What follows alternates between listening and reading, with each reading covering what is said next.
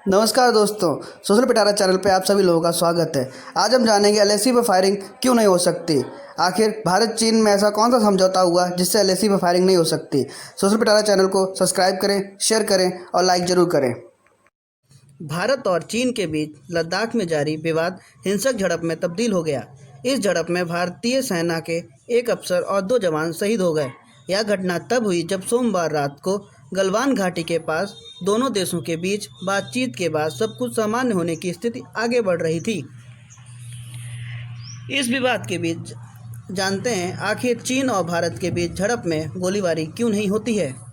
क्या है जो साल 1993 में हुआ वह समझौता जो तत्कालीन प्रधानमंत्री पीवी नरसिम्हा राव ने चीन की यात्रा के दौरान किया था।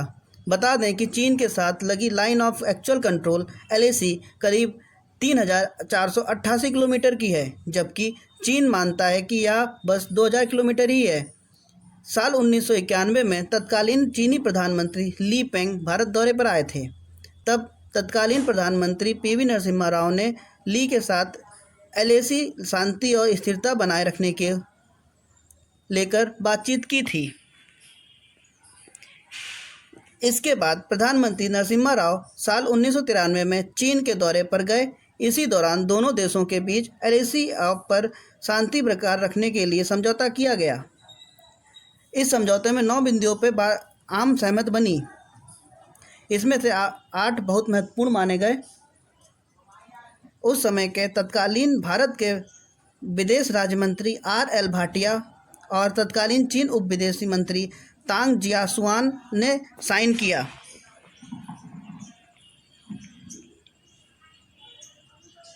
इस समझौते की मुख्य बात यह थी कि भारत चीन सीमा विवाद को शांतिपूर्ण तरीके से हल करने पर जोर दिया जाएगा। इसमें तय हुआ कि दूसरा पक्ष के खिलाफ बल या सेना प्रयोग की धमकी नहीं दी जाएगी। दोनों देशों की सेनाओं की गतिविधियां वास्तविक नियंत्रण रेखा से आगे नहीं बढ़ेंगी। अगर एक पक्ष के जवान वास्तविक नियंत्रण की रेखा को पार करते हैं तो उधर से संकेत मिलते ही तत्काल वास्तविक नियंत्रण रेखा में वापस चले जाएंगे। दोनों देशों के बीच मैत्रीपूर्ण संबंधों के लिए वास्तविक नियंत्रण रेखा पर हर पक्ष की ओर से कम सैन्य बल रखा जाएगा।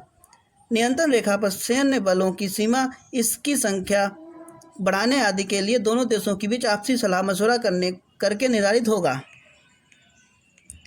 मिलिट्री एक्सरसाइज की जानकारी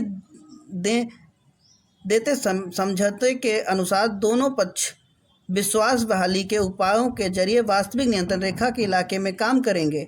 सहमति से